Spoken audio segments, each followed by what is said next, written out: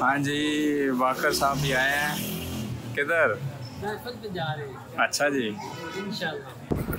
हाँ जी, ये देखें, ये पीर साहब के जो है ना सहाइफ मौजूद हैं जो उन्होंने ख़ुद लिखवाए हैं, कलाम उनके, और उन्होंने ये शाया करवाए। और ये तकरीबन एक पूरी लाइब्रेरी उन्होंने बना के रखी हुई है, छोटी सी अपनी।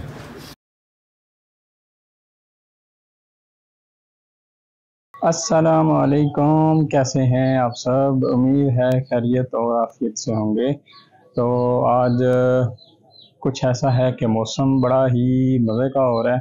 ये आप देखें ज़रा, मौसम जो है ना बहुत ही खूबसूरत हो गया। बादलों में डूबे हुए पहाड़ नज़र आ रहे हैं आपको। वहाँ पे बहुत ही मज़े का मौसम इस वक्त होगा। हम जा तो नहीं सकते अभी, तो आज का कुछ ऐसा प्लान है कि आज बाकर आया है, तो बाकर के साथ और मोहसिन होगा मेरे साथ, हम 3 लोग जाएंगे महफिल पे। हमें हमारे पीर साहब एहतशाम कादरी साहब ने बुलाया है। आज आपको महफिल पे हम ले जाते हैं, तो चलें चलते हैं अपने मकसद की तरफ। हाँ जी, वाकर साहब भी आए हैं। किधर? पे जा रहे हैं। अच्छा जी, इंशाल्लाह।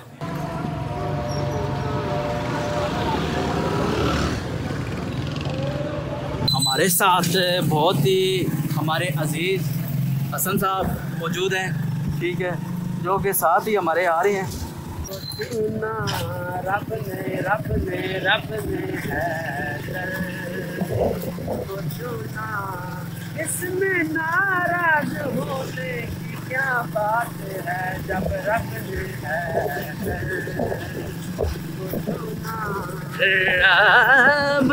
ने है दई को चुना, रब ने है दई को चुना, हजरत ज़हरा के लिए।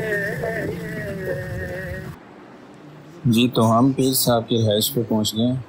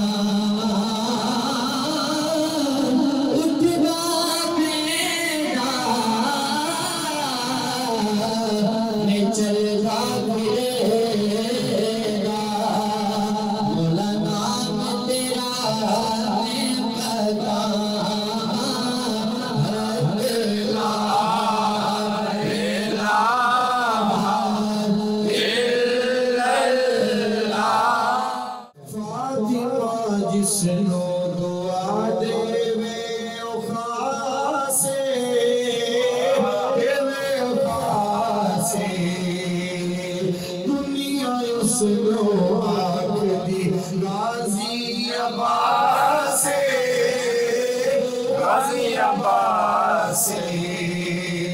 कट गए बाजू अलम में फिर भी चलिया कट गए बाजू अलम में फिर चली चलिया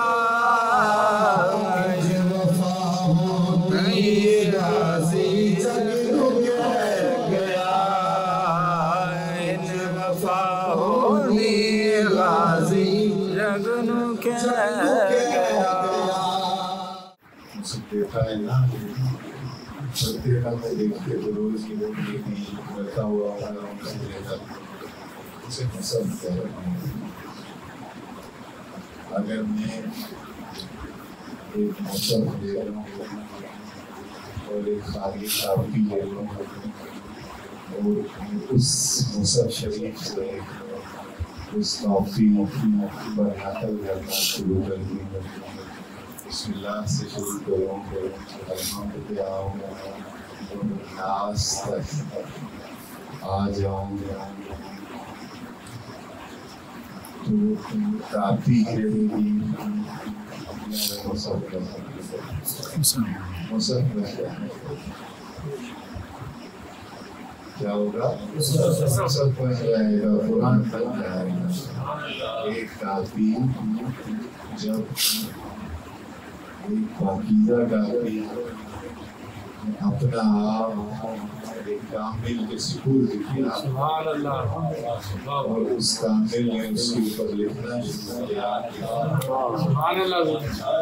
अपनी स्याही से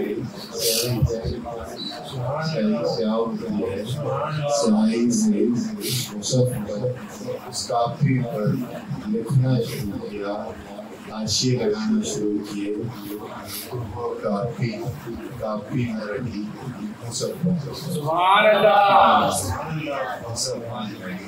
ऐसा ही अब दोनों की तकरीब में कोई फर्क है कोई फर्क रहे मुसफ़ शरीफ में और उसकी नकल में फर्क रहे नहीं रहेगा उसकी तौक़ीर उसका अदब उसका एहतराम बयान वही होगा जो कुछ लम्हे पहले वो सिर्फ कुछ लम्हे पहले काफी वो कामिल के हाथ में आने के बाद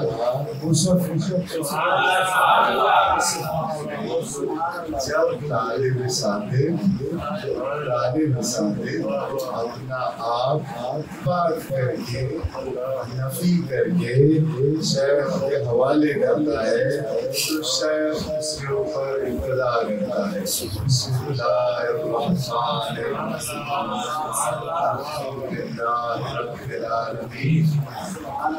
यहाँ तक कि आसान नहीं है 6666 आयात हैं लिखना उसके कदमों का ख्याल रखना उसमें कहीं वो मिटाता भी है सुधारता भी है संवारता भी है उसमें काफी तकलीफ भी होती है कहीं अगर काफी एतराज ना करके करे और लिखने दे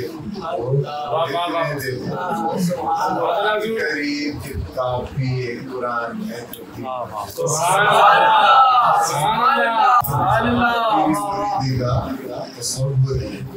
आप बुजुर्ग हैं माशाल्लाह